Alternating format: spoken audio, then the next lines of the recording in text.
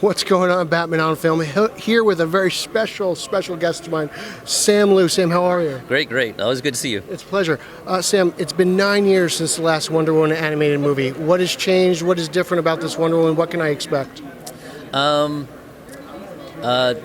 This movie is the in continuity movie, so it, starting from that, I think it answers certain questions and it maybe raises other ones, But this is a Wonder Woman that we've sort of seen. So this movie, I think, it's a movie that's sort of between a time that has already passed, kind of a thing. It's between some of the older movies, kind of. It's an introduction, but it's also a catching up kind of thing, right? So this movie sort of jumps in time a little bit, I don't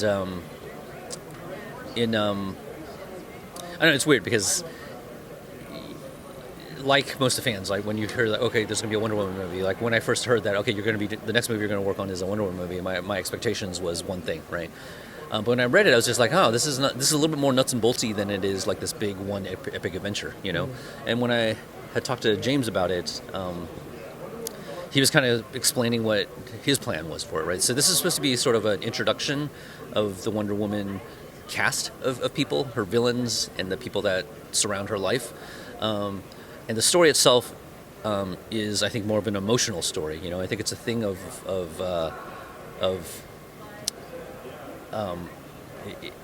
guess the theme of it is sort of like it's about like mothers and daughters. I feel like part of it has to deal with her leaving Themyscira and how the way the story goes, she has to return to Themyscira, and so it's about this sort of guilt a little bit of her leaving, her island, but also sort of like she doesn't really know how she's going to be accepted when she comes back, kind of a thing, But so on top of that, also is it deals with one of her villains that starts off when she was younger, and what the things that happened with her, but why she became a villain, because they were sort of friends when they were younger, kind of a thing. So her being sort of like a mentor to this girl, and sort of seeing her life sort of take this turn, and her being blamed by something I don't want to really. It's a spoiler thing. We don't like those. Yeah. So it's a lot more sort of emotional. I kind of feel like It's about, again, it's just about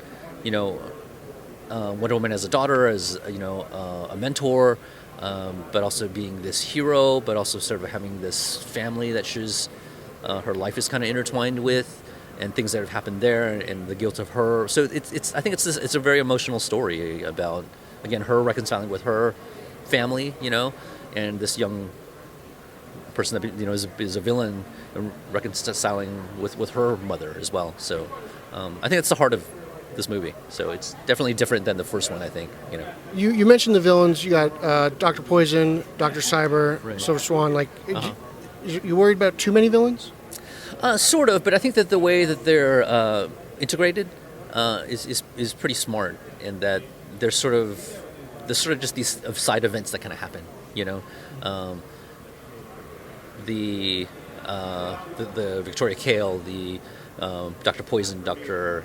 Cyber kind of thing is a little bit more integral, but it leads to something else, kind of a thing. So yes, there's a lot, and I think. But again, that was the thing that I think James was sort of talking about, right? It's like how, with Superman, all his rogues gallery. With Batman, his rogues gallery and his, his support group of characters, But Wonder Woman kind of, I don't think a lot of people, I don't think it's really been explored much, especially in animation. And so I think he wanted to just do a movie that sort of explored her, mythology of characters and stuff like that a little bit more. BLOODLINES drops soon. Wonder Woman 84 is coming out. We're not going to have to wait another 9 years for another animated Wonder Woman, are we, Sam? Well, again, the hope is, I think, this was going to be a movie that sort of, opened up the world for Wonder Woman a little bit. And so hopefully, if we're allowed to, we'll tell more stories that this will be sort of a jumping off point to. Will we see her come back in her more traditional outfit as opposed to this new 52 look she's been rocking for a little bit?